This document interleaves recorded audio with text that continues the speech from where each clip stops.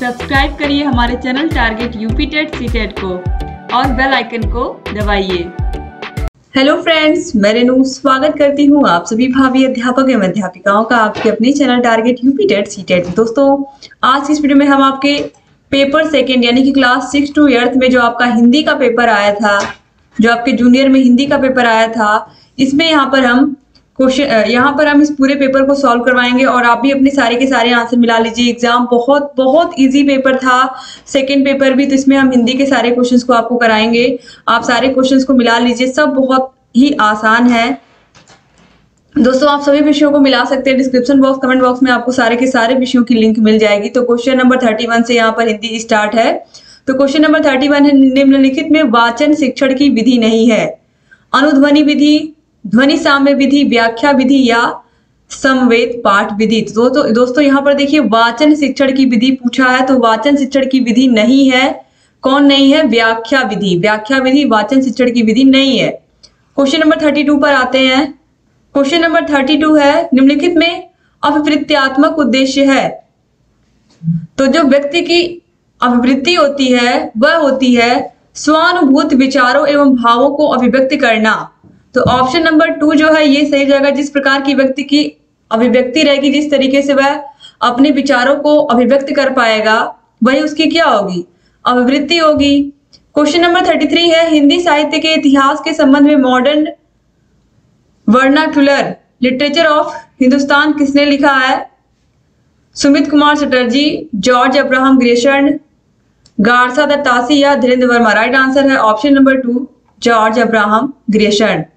Question number 34 पर आते हैं। बिरहनी बावरी सी भई, ऊंचे चढ़ अपने भवन में टेरत हाय दई, ले अंचरा मुख असुवन पोछत उघरे गात सही। यह किसकी पंक्ति है? मीराबाई, सहजोबाई, झीमाचारणी या दयाबाई। राइट आंसर है मीराबाई।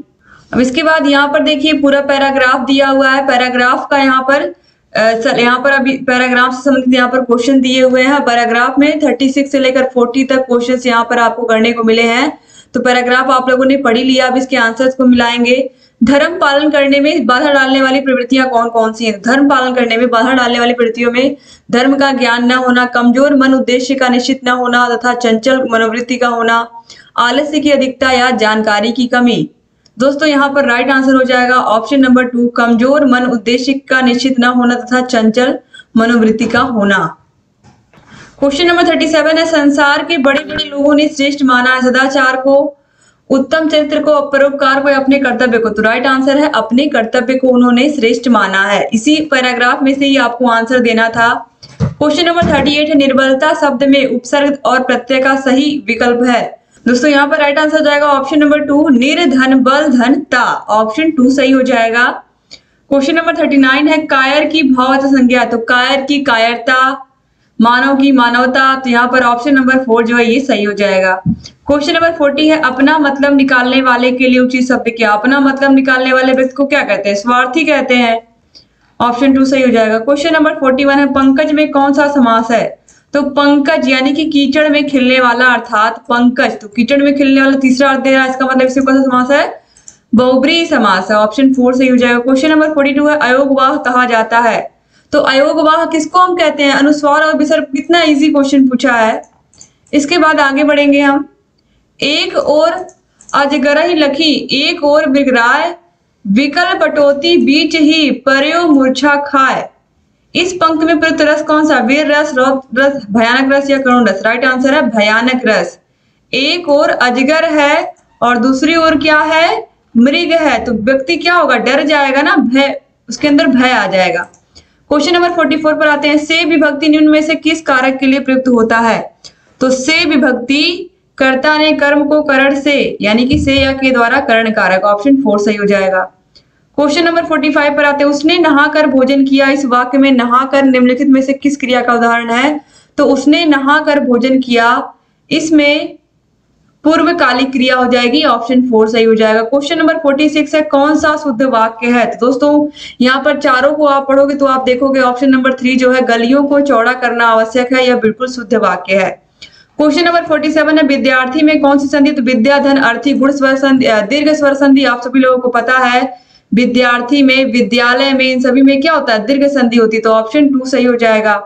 क्वेश्चन नंबर 48 है, कानन का पर्यायवाची शब्द है, तो कानन का पर्यायवाची शब्द है वन, ऑप्शन 3 सही हो जाएगा। क्वेश्चन नंबर 49 पर आते हैं, वाक्य विग्रह का क्या अर्थ होता है, तो वाक्य खंडों को अलग अलग करके उनका संबंध बताना, ऑप्शन 3 जो है ये सही हो जाएगा।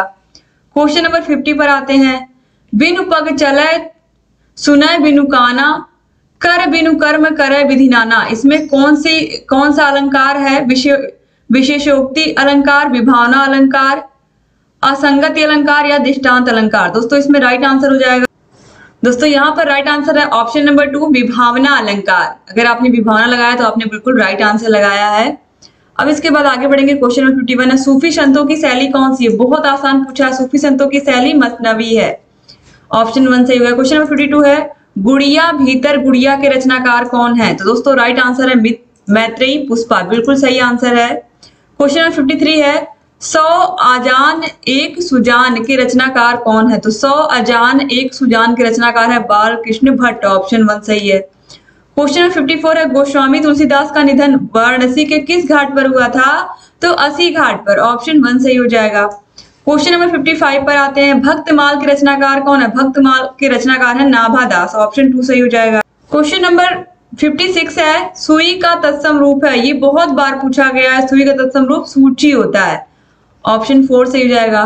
क्वेश्चन नंबर 57 है, परिसीमन का विलोम शब्द है, परिसीमन का, ये बहुत सारे हमारे भाई बहन है जिन्होंने पूछा इस क्वेश्चन को, तो जो परिसीमन का विलोम होता है वो होता है असीमन, ऑप्शन 3 सही होगा। बहुत सारे लोग निर्सीमन लगा करके चले आए हैं, तो यहाँ पर राइट आंसर यही है, ऑप्शन नंबर 3 असीमन। क्वेश्चन नंबर 58 है, धूसर शब्द का पर्याय है, दूसरा शब्द का पर्यायवाची है गर्दभ यानी कि गधा। क्वेश्चन नंबर 59 है, भूतों अर्थात जीवों द्वारा होने वाला दुख, वाक्य के लिए एक शब्द बताइए, अधिभौतिक, अधिदैविक, अधिदैहिक या आत्मघाती। तो दोस्तों यहाँ पर राइट आंसर है अधिदैहिक, ऑप्शन जो 3 है ये राइट आंसर है। इसके बाद क्वेश्चन नंबर 60 है, ऊंट की चोरी निहुरे निहुरे, ऊंट की चोरी निहुरे निहुरे का अर्थ है बड़े काम छिपाकर नहीं किए जा सकते, जान जोखिम में डालना, उदंड व्यक्ति की दुष्टता या किसी की वस्तु दूसरे को देना। दोस्तों आपको सारे के सारे विषयों के सॉल्यूशन की link description box comment box में मिल जाएगी, और इसका राइट आंसर है बड़े काम छिपा कर नहीं किए जा सकते। तो इस तरीके से आपने सारे के सारे क्वेश्चन के आंसर देख लिए। अब आप लोग ये बताइए कि आप लोग का स्कोर कितना आ रहा है, आपने कितने क्वेश्चन बिल्कुल सही किए, तो आप कमेंट करिएगा। और अगर चैनल को सब्सक्राइब नहीं किया तो प्लीज तुरंत सब्सक्राइब कर दीजिए, और बगल में बेल आइकन होगा उसको भी प्रेस कर दीजिए, ताकि जो भी नई वीडियोस हम बनाते हैं उसका नोटिफिकेशन आपके पास समय से जाए और आप बिना मिस किए हमारे सारे वीडियोस को ऐसे ही देखते रहें। एक बार फिर से आप सभी का बहुत बहुत धन्यवाद, चैनल से बने रहिए, सारे वीडियोस को भी देखते रहिए, जहां कहीं कोई भी समस्या हमसे बताते रहिए। आपके फर्स्ट पेपर 1 to 5 के क्लास 1 to 5 का मैंने पूरे का पूरा सारे विषयों का सॉल्यूशन करा दिया है, आपको उसकी भी लिंक मिल जाएगी डिस्क्रिप्शन बॉक्स कमेंट बॉक्स में। सारे वीडियोस को देखिए और जहां कहीं कोई भी समस्या हमसे बताते रहिए। जय हिंद।